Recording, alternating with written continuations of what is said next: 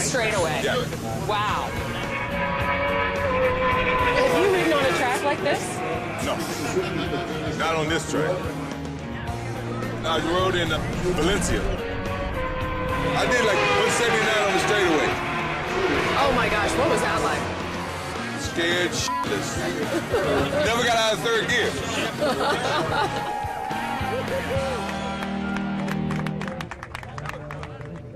Jordan doesn't ride competitively, but he's more than just a fan.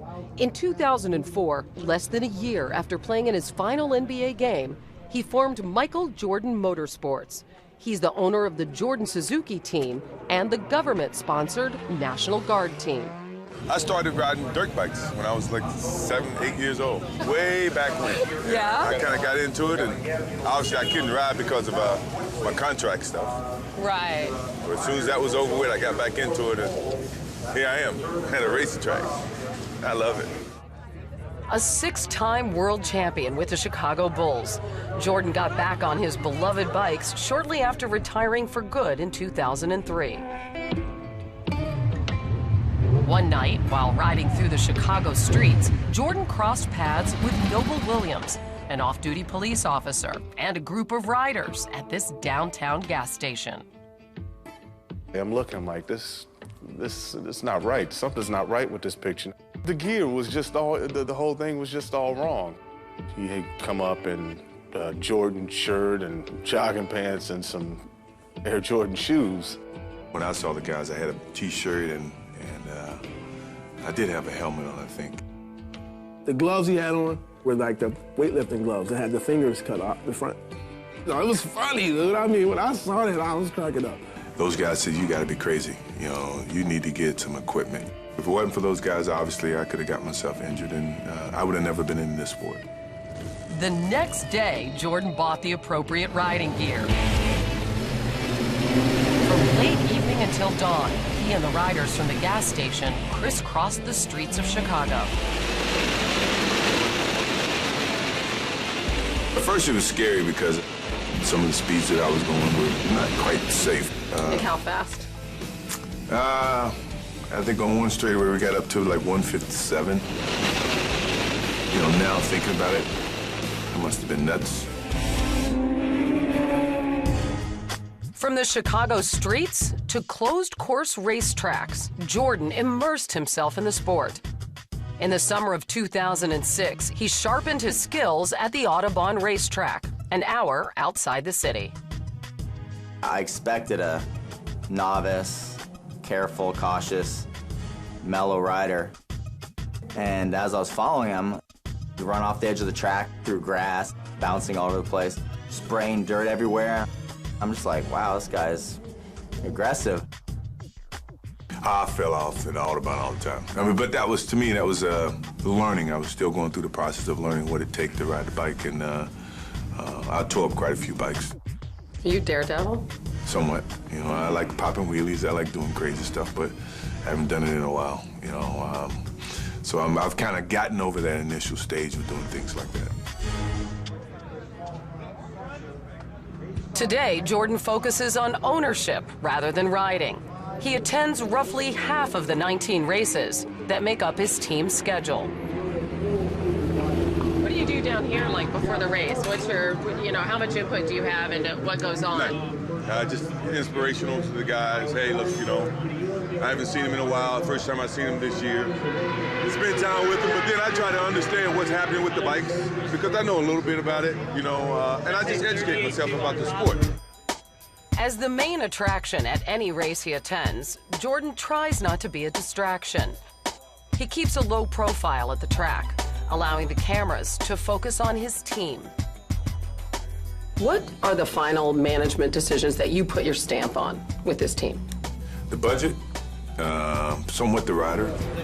I just give my certain characteristics about what I'm looking for in terms of a rider and his dedication to the sport. And I think that's correlation to what I did as a basketball player. And financially, what do you get from your involvement with the team? Nothing, not a dime. You know, everything I've done thus far it's been out of my pocket. You know, we've been able to utilize some sponsorships, but in terms of what I make, nothing. Of the team's $5 million budget, Jordan contributes approximately $1 million through his Jordan Nike label.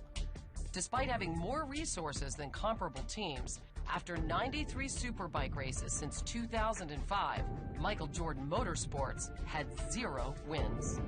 How long did you think it would take to get your first win? Knowing me, I wanted to win the first year, but I knew, mechanically I didn't have the right equipment to win. But that doesn't mean I don't hope for some type of win. The team that was winning, Suzuki's own factory-backed team, Yoshimura Suzuki. The Yoshimura Suzukis finish 1, 2, and 3. A complete sweep of the podium. Beginning in 2000, the factory team won 10 consecutive championships, at one point winning 53 straight races. What was it that kept your team off of the podium? Well, I felt like it was an unfair playing ground, when the manufacturers were winning every single race. We didn't have the parts. Obviously, we didn't have the technology. We had no chance of winning. He's Michael Jordan. He's got pride. How dare you stop me from winning a race if I put all this money behind it? Seeking top-of-the-line engine parts, Jordan approached Suzuki to buy better equipment. When we negotiated with Suzuki, we asked, well, can we get some aftermarket parts or kits or things that's going to put us up in the top? And, they promised us that we would get some of the stuff, and we got none of the stuff. So, that's one of the disadvantages of someone not really, being in the industry. We didn't have the leverage to negotiate. I just wanted to get to the front. What did it cost me, and we never really could get those parts. I had seen a number of businessmen come into the sport and get frustrated pretty quick. I would have thought that he would have been a 1 or 2 year guy, but he's been steadfast in his commitment here. That's well respected. In 2009, rule changes were made that tightly regulated the suspension, tires, and engines that teams were able to use, essentially leveling the playing field. Jordan's team went from 1 top 3 finish in 2008 to 9 the following year.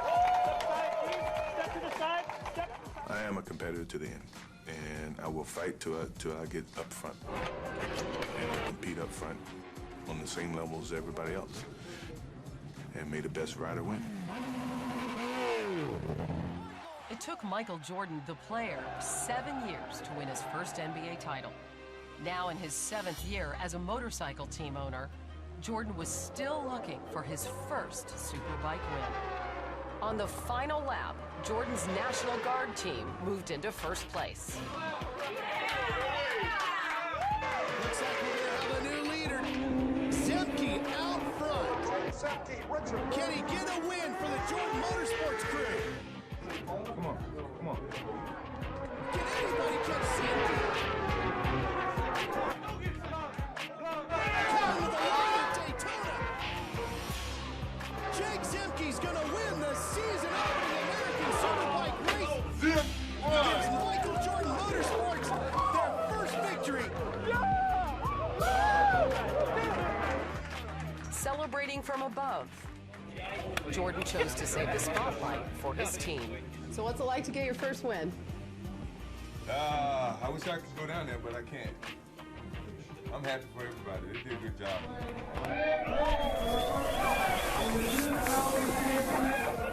They running. They know we're getting strong. They running now, huh?